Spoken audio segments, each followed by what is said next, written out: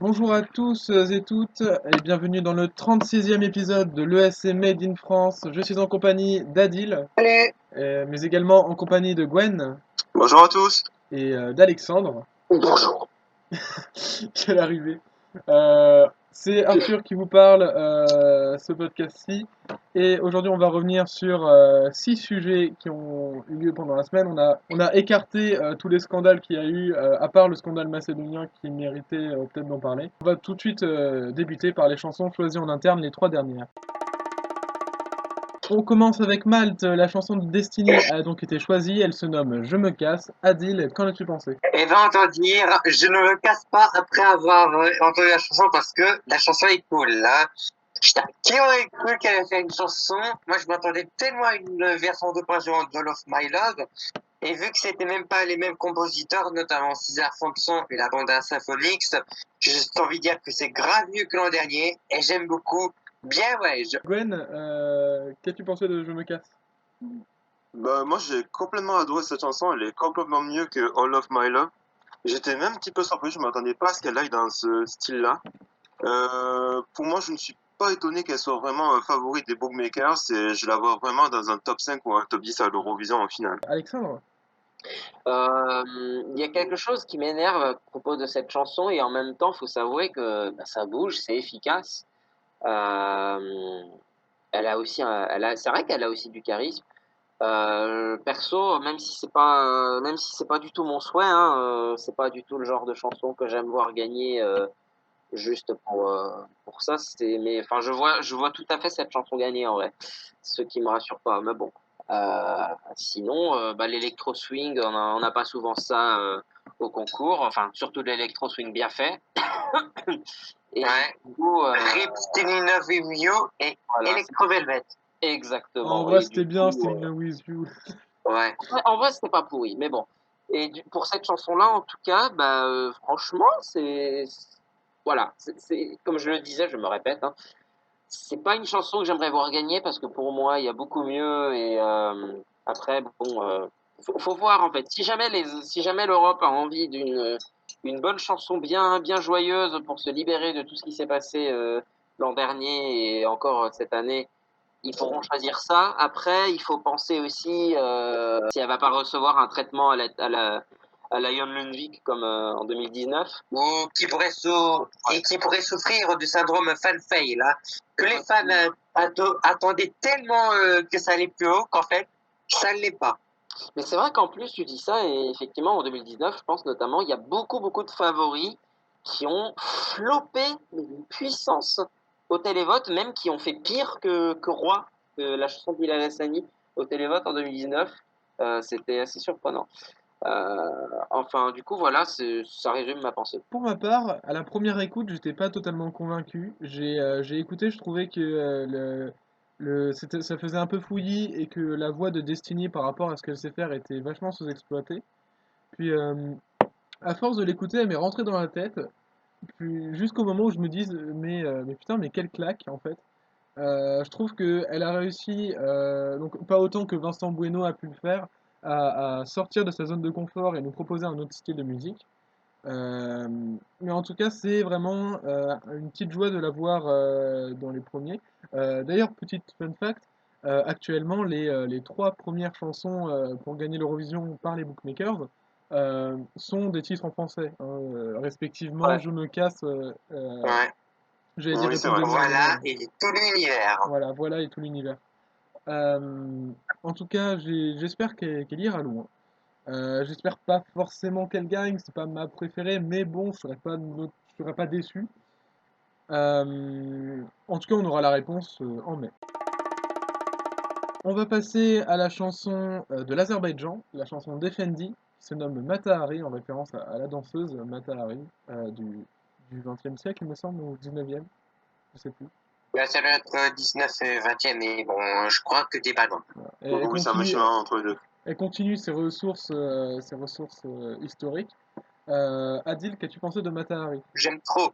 Les Aziris se sont réveillés depuis Trouve. Il s'est pas prêt de s'arrêter. 8 sur 10. Je me fais la réflexion, c'est Stéphane Bern qui va être très content de faire cette petite référence historique le soir de l'Eurovision. Ah ouais, hey. Gwen, qu'as-tu pensé de Mata Hari? Bah, personnellement, enfin, c'est une nouvelle version de Cléopâtra. Enfin, ça reprend carrément les mêmes codes, le même, on va dire, fil, le fil de la chanson. Mais je trouve que c'est même beaucoup mieux que l'année dernière et je pense que ça va même finir dans le haut du classement. Alexandre? Alors moi, qu'est-ce que j'ai pensé de Mata Hari? Bah, moi perso, je trouve que c'était une danseuse incroyable. Et non, bon, j'arrête la blague. Franchement, non, en vrai, plus sérieusement, j'adore le fait qu'ils aient gardé autant de références à Cléopâtra. Je suis vraiment content. Rien que l'espèce de chant, vous savez, là, qu'il y avait en japonais l'an dernier. Ouais, je sais pas comment on appelle ça. Oui, là. Ouais, tout comme ça. Ouais, Et en oui, fait, voilà. avant c'était en japonais. Et si vous avez tendu l'oreille, c'est la première fois qu'on entend l'Azérie. Ouais. Enfin, première fois, entre guillemets, oui.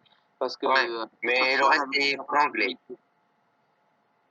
Bref, et effectivement, avec la référence à Cléopâtra dans les paroles aussi, dans l'un des couplets. Après, ça fait un moment que je l'ai pas réécouté, il faudrait que je la réécoute. Mais voilà, sinon, j'avais peur aussi parce que quand j'ai entendu les avis enfin oui, quand j'ai entendu les avis avant de l'écouter, des gens me disaient, alors c'est un mélange entre, alors c'était quoi? Un mélange entre Fuego et je sais plus quelle chanson. Putain, j'ai un doute. Oui, voilà, un mélange entre Fuego et Cléopâtra. Moi, ayant adoré Cléopâtra l'an dernier, mais détesté Fuego, je ne savais pas trop quoi en penser. Du coup, j'ai demandé si je devais être inquiet pour ça. Et on m'a dit oui, tu devrais être inquiet, ça ressemble trop à Fuego. J'ai écouté, et bah en fait, j'ai été agréablement surpris. Oui, c'est certes, c'est un son qui est ethnique, mais c'est bien fait et ça sonne authentique. Beaucoup plus authentique que Fuego, qui pour moi sonne vraiment trop slot pop. Je sais pas si vous voyez ce que je veux dire. Ouais, parce que le pop, j'en vois souvent dans les fan contests. Hein. Voilà. Et franchement, moi personnellement, je suis vraiment type de ce genre de sonorité, tout ça. Et je suis content qu'elle ait gardé, qu'elle soit continuée dans la lignée de. Là, on a eu Cléopâtre, et bah, maintenant Mata Hari. Euh, une reine de l'histoire, hein, cette FND, hein, vraiment. Donc voilà. Globalement, c'est Cléopâtra 2.0, quoi. Enfin, Cléopâtra 2. Ouais. Ce que je trouve à Mata Hari, c'est que c'est un très bon revamp de Cléopâtra. J'ai trouvé qu'il n'y avait rien d'intéressant par rapport à l'an dernier. Ensuite, j'ai regardé les paroles. Et pour citer Fabien Randan, journaliste à 20 minutes, il me semble, spécialisé dans l'Eurovision, Oui. il a dit sur Twitter, et je suis totalement d'accord avec ça, si Mata Hari avait survécu au peloton d'exécution à Vincennes en 1917, elle aurait sans doute été tuée par les paroles de cette chanson. Oh là là là là là là là là oh là là là là, ça fait mal de dire ça. Et pourquoi ces critiques? Pourquoi des accusations aussi graves? Mais parce que c'est très très pauvre en paroles, Ah, Mata Hari. parce que selon lui, les paroles sont mal écrites. Hein. Bah, tout ce qui fait Bah référence après, à Mata Hari dans le texte, c'est Mata Hari. ouais, c'est vrai que c'est du songwriting comme Ouais. typique en fait. Donc c'est pas étonnant de ce côté-là. En fait, elle a essayé, je pense, de surfer sur la vague de Cléopâtra. Et Ouais. elle s'est un petit peu, pour ma part, elle s'est un petit peu, comment dire, ratée. Elle s'est un peu gamellée. Mais en tout cas, c'est pas l'avis des fans à ce que je vois parce qu'elle est très populaire chez les fans. Ouais. Mais si, alors, je pense qu'on fera un épisode spécial pour nos prédictions et tout par rapport aux demi-finales. Mais pour moi, elle se qualifiera pas en finale. Je pense pas qu'elle, je pense pas, enfin, c'est le Ah genre de ouais, musique que je vraiment? vois pas se qualifier en Ah, finale. tant que ça. On va passer à notre destructeur de haters préféré, Tornike Kipiani, qui a sorti sa chanson You. Adil, qu'as-tu pensé de You? Bof. Ça se laisse écouter. C'est sympa, ça peut passer en radio, mais c'est trop plat pour m'y accrocher. Une élimination et à prévoir. 5 sur 10. Gwen? Je vais peut-être être désolé envers Régine Citrouille, je sais pas si elle m'écoute en ce moment ou pas. Je déteste vraiment, enfin je déteste, j'aime pas du tout You de Tornike. Franchement, même à côté, je préfère plutôt Takumi Azayam, où je trouve qu'au contraire, il mettait plus en valeur sa voix, où c'était plus rock'n'roll. Yo, c'est plutôt une balade, mais qui est un peu soporifique, quoi. On s'ennuie beaucoup. Franchement, je le vois pas. Personnellement, je le vois pas du tout en finale. Ah ouais. Alexandre? Pareil, en fait, je vais compléter en disant que c'est pour moi ma plus grosse déception de cette line-up d'artistes qui étaient là en 2020 et qui reviennent en 2021. Il a voulu tenter quelque chose, bon, je peux pas lui en vouloir pour ça. Malheureusement, c'est raté pour moi. Après, ça s'écoute quand même, hein, c'est pas non plus complètement mauvais. Alors, je suis comme vous, je m'attendais pas à ce virage complet de Tourniquet Kiplemi qui nous a proposé une chanson ultra vénère l'an dernier et qui là nous donne une balade toute calme. Euh, alors, je m'attendais pas à ce virage à l'autoroute, sur l'autoroute à 90 degrés, euh, mais je m'attendais encore moins à l'aimer autant cette chanson. J'étais très touché par la chanson, je trouve elle a pas un potentiel à se qualifier, mais je pense elle a un potentiel à m'emporter en fait. Quand j'écoute cette chanson, elle m'envoûte, elle me fait voyager, tout simplement. Et par rapport, donc je parlais des paroles de Mata Hari, comme quoi c'était très pauvre et tout. Et là, on a une chanson avec très très peu de paroles. Je sais pas si vous avez été regarder les paroles de You, mais il y a vraiment quelques lignes. Mais je trouve que là, c'est justifié, dans le sens où la mélodie est très calme, mais à la fois, en si peu de mots, il arrive à faire passer beaucoup d'émotions. Et c'est ce que j'ai particulièrement apprécié dans cette chanson. On va passer à un scandale. Donc c'est le scandale concernant Vasil, le chanteur macédonien qui, lors de son premier clip sur la chanson Here I Am, a laissé paraître trois couleurs, les couleurs du drapeau bulgare, sachant que sachant qu'il a la double nationalité il- et que comment dire, les rapports entre la Macédoine et la Bulgarie ne sont pas très très bons. Euh, ça, il a reçu un torrent de haine. Ça a été un défouloir sur lui. Si bien que la télé MKTV, je crois, MKRTV, un truc comme ça, Ou enfin, MRT. MRT, voilà, s'est réuni pour discuter de son possible retrait. Il ne me semble pas qu'il y ait de réponse qui soit encore sortie. Adil, des retours à faire sur ce scandale? Ben, c'est vraiment bidon, hein. On va quand même chouiner pour trois drapeaux. Si c'est pour faire honneur à ses origines, oui. Mais pas en étant torrent de haine, pétition pour allez la Macédoine, parlez-vous, c'est une honte à notre pays. Même Victoria, qui représente la Bulgarie, doit se faire attaquer de la part de la Macédoine du Nord, hein. Je crois que c'est même pas pire niveau Azerbaïdjan-Arménie auquel ils se détestent vraiment. Non, non, non. Hein. Bulgarie, Macédoine se donnent des pas au public et ce sera pas prêt de s'arrêter. Hein. Et même si les deux faillent en finale, on laisse les torts parler et ça va même pas se déboucher sur un retrait. Hein. Il mérite sa chance. Et que même si la chanson n'est pas ouf comme on le dit, je suis sûr qu'il va faire taire les haters hein, avec un bro live. Je crois que c'était Alexandre qui disait ça juste avant l'enregistrement. Alexandre, tu disais que c'était un prétexte pour lui en foutre plein la gueule en fait. Bah, je pense, hein, en général, quand c'est comme ça, bon, si jamais le prétexte, enfin, si jamais la vraie raison des protestes, enfin des protestations, c'était sa prétendue homosexualité, enfin, les attaques auraient commencé dès l'an dernier.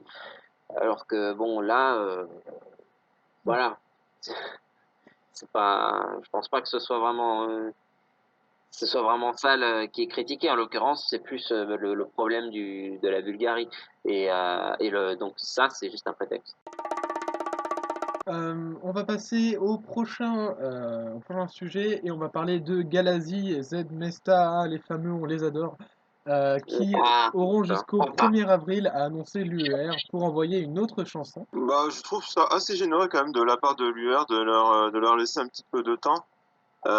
Surtout qu'il y a déjà eu des cas dans le passé, un peu comme la France en 2006 ou le Royaume-Uni en 2007. Après, je pense pas. Enfin, est-ce qu'ils vont changer de groupe? Est-ce qu'ils vont garder le groupe et prendre une autre chanson? Je sais pas si ça va être mieux ou pas mieux. Donc, Oui, à voir ce que ça va donner. ils ont dit qu'ils gardent que, enfin, la délégation biélorusse a dit qu'ils garderaient Ils garderaient le groupe en fait. Ouais. Moi, personnellement, j'ai pas du tout d'espoir de les voir à Rotterdam cette année, parce que même si, bon, enfin, comment expliquer ça?